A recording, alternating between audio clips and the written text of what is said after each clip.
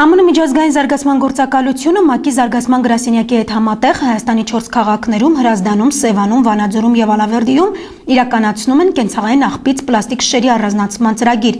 որի շրջանակներում այդ քաղաքներում տեղադրվել են պլաստիկ շշերի առանձնացման համար նախատեսված աղբամաններ։ Այդ ծրագրի քարոզարշավն իրականացնում է Ուրբան հիմնադրամը, որը նախաձեռնել էր Սևանա լճի ափերի եւ Թերակղզու տարածքի մաքրման աշխատանքներ։ Այդ աշխատանքներն իրականացրին Սպառողների ազգային ասոցիացիա հասարակական կազմակերպության, Ուրբան հիմնադրամի եւ այլ հասարակական կազմակերպությունների կամավորները։ Ակցիան սկսվեց ռոք համերգով, ուղեկցվեց երթով, որի ընթացքում կամավորները հավաքում են պլաստիկ շշերը եւ հորդորում հանգստացողներին մաքուր պահել միջավայրը։ Վերջիններս Սևանի հանգստացողներին իրազեկում էին նաև պլաստիկ շշերի վտանգի մասին։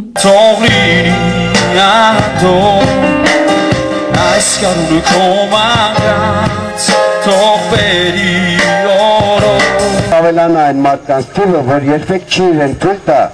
փողոցում կամ ասֆալտի վրա կամ բնության գրկում իր հետևից աղբ թողնի։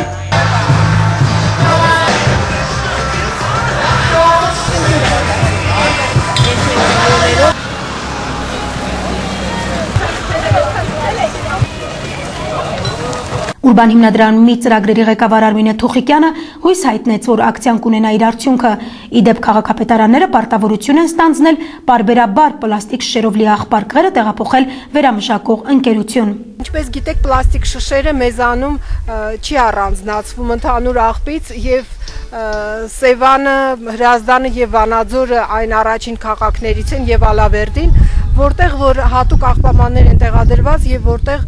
բնակչությանը մենք հորդորում ենք ընդհանուր աղբից պլաստիկ շշերը առանձնացնել եւ նետել այդ աղբամանների մեջ։ Ծրագիրը շարունակական է լինելու, առջևում սեպտեմբերի նախատեսված ծրագրերն են։ Սեպտեմբերի 1-ին դպրոցներում մենք մտադիր ենք